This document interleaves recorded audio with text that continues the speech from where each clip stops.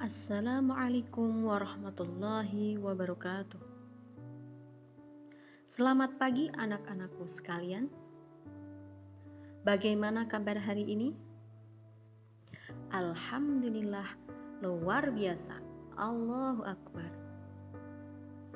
Anak-anakku sekalian, hari ini kita akan mempelajari mengenai mukjizat, karomah, irhas, dan maunah. Apa kalian sudah mengenal apa itu mukjizat, karomah, irhas, dan maunah? Jika belum, mari hari ini kita belajar bersama-sama mengenai mukjizat, karomah, irhas, dan maunah.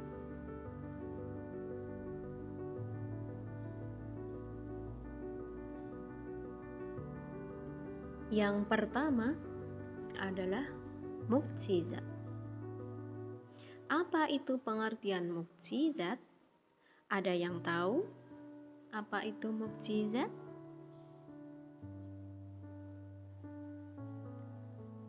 Mukjizat adalah, menurut bahasa, mukjizat berasal dari bahasa Arab, berarti sesuatu yang melemahkan atau mengalahkan.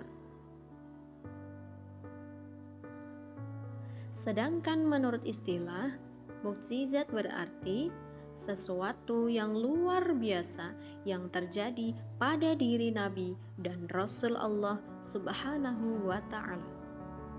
Dalam rangka membuktikan dirinya adalah Nabi dan Rasul yang tidak dapat ditiru oleh siapapun. Jadi mukjizat hanya diperoleh oleh Nabi dan Rasul. Yang selanjutnya adalah ciri-ciri mukjizat. Yang pertama, diturunkan hanya kepada para nabi dan rasul. Yang kedua, merupakan kejadian luar biasa di luar kemampuan manusia. Yang ketiga, diturunkan sebagai bukti kekuasaan Allah. Yang keempat, diturunkan sebagai bukti kenabian atau kerasulan. Yang kelima, bertujuan untuk memperlemah orang kafir atau memecahkan masalah kaum muslimin. Jadi, ada 5 ciri-ciri mukjizat yang perlu kita ketahui. Selanjutnya adalah mukjizat dibagi menjadi 2 macam. Yang pertama adalah mukjizat kauniyah. Yang kedua ada mukjizat akliyah. Yang pertama, mukjizat kauniyah adalah mukjizat yang tampak. Mukjizat ini dapat dirasakan atau ditangkap oleh panca indera manusia. Mukjizat kauniyah disebut juga mukjizat terbatas. Artinya, di luar kemampuan manusia, terjadi hanya sekali dan dalam satu tempat, tidak bisa diulang dan tidak bisa dipelajari. Contoh, mukjizat Nabi Isa. Nabi Isa yang dapat menghidupkan orang mati dengan seizin Allah Subhanahu wa Ta'ala. Yang kedua, mukjizat akliyah adalah mukjizat yang hanya dapat dipahami oleh akal pikiran manusia. Ciri khusus mukjizat ini adalah berlaku universal atau sepanjang masa dan dapat dipahami dengan akal pikiran.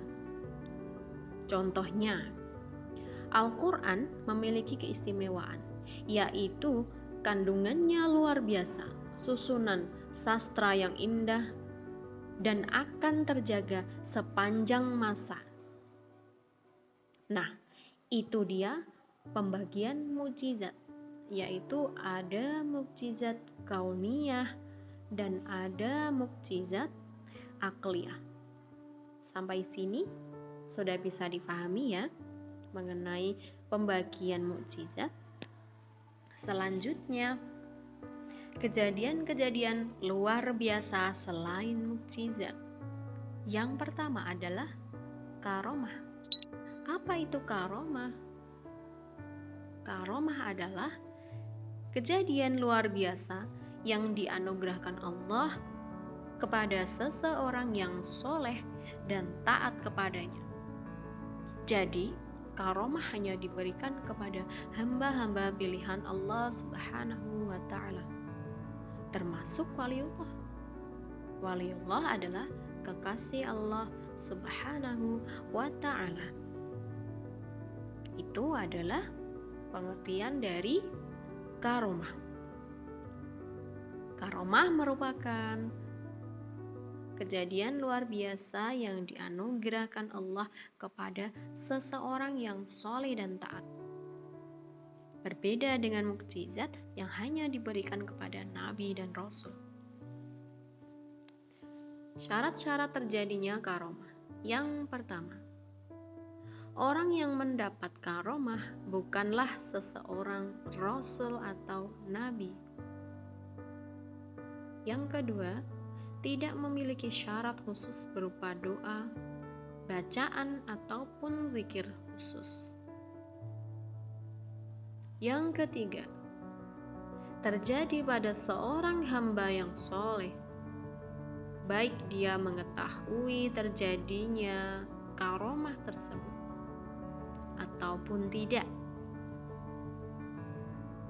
Yang keempat, bertujuan menguatkan keimanan dan keislaman orang yang mendapatkan karomah tersebut. Yang kelima, diberikan Allah Subhanahu wa Ta'ala kepada hamba-hambanya yang benar-benar beriman serta bertakwa kepada Allah Subhanahu wa Ta'ala. Yang kedua, irhas. Apa itu irhas? Irhas adalah kejadian atau hal-hal yang istimewa terjadi pada diri calon rasul. Irhas terjadi sebelum seorang rasul dinyatakan kerasulannya oleh Allah Subhanahu wa Ta'ala.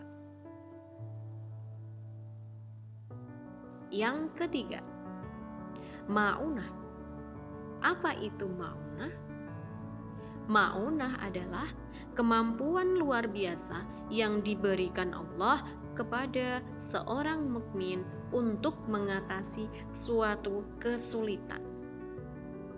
Ma'unah terjadi pada orang biasa berkat pertolongan Allah.